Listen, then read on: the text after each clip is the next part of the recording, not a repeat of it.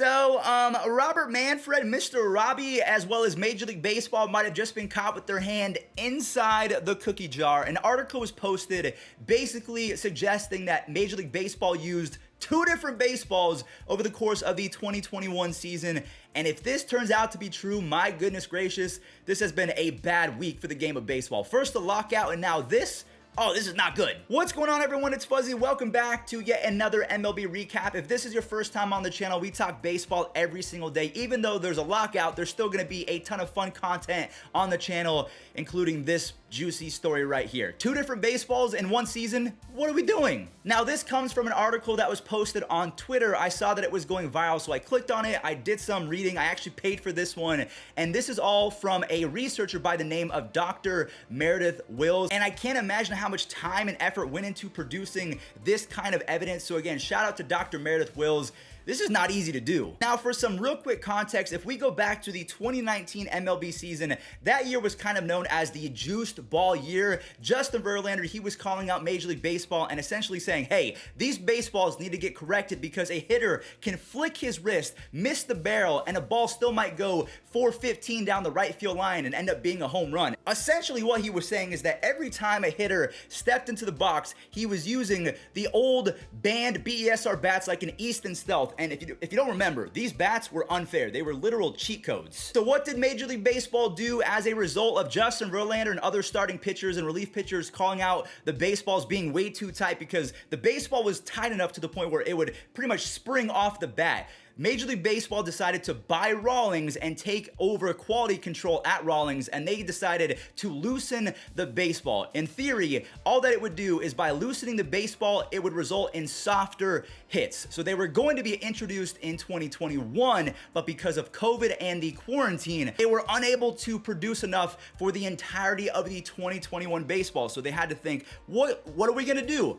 They used 2019 baseballs in combination with 2021 baseballs. Now, again, this is all alleged based off evidence by Dr. Meredith Wills. I'm not saying any of this is true, but to be honest with you, the evidence, it's pretty damning. So again, let me go ahead and repeat that if I went too fast. In 2021, because of COVID and supply chain issues, they were unable to produce enough new baseballs, softer baseballs that wouldn't get hit as far, so they had to combine it with 2019 juice baseballs. Now, an example that they provided in the article is actually Joey Votto. So the first home run that you guys are about to watch had an 8% chance of leaving. It was only hit 97 miles per hour. So again, 8% chance, and it still left the yard. Now, if we skip ahead, this was actually during his home run streak in which he had a home run in 7 straight games. He almost had 8. This ball had a 92% chance of being a home run. He hit this ball 105 plus miles an hour, but it did not leave the yard. So it begs the question,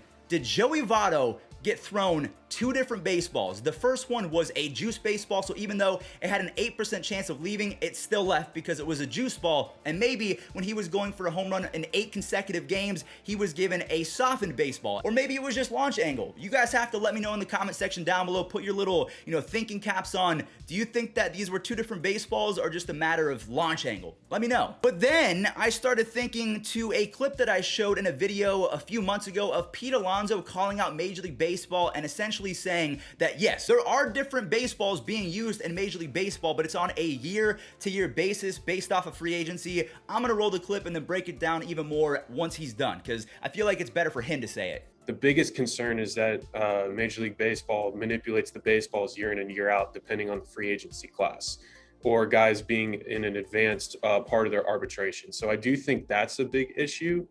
The ball being different every single year. With other sports, the ball's the same, like basketball, football, tennis, golf, like ball's the same. So I think that that's the real issue with the changing of the baseballs. And maybe if the league didn't change the baseball, pitchers wouldn't need to use as much sticky stuff, because for guys that feel the ball and throw the ball every single day, and for it to change every single year, it's not fair to the people who are using it every single day and throwing it. So back in 2019, some of the notable free agents were Garrett Cole and other high-end starting pitchers. So what did Major League Baseball, in theory, according to Pete Alonso, want to do? They wanted to inflate the ERAs of starting pitchers, and hopefully in doing so, they wouldn't command as much in the market. Now fast forward to 2021, the notable free agents are offensive players: Corey Seager, Marcus Semien, Carlos Correa, Trevor Story. So by deadening the ball and softening it, these players might not produce,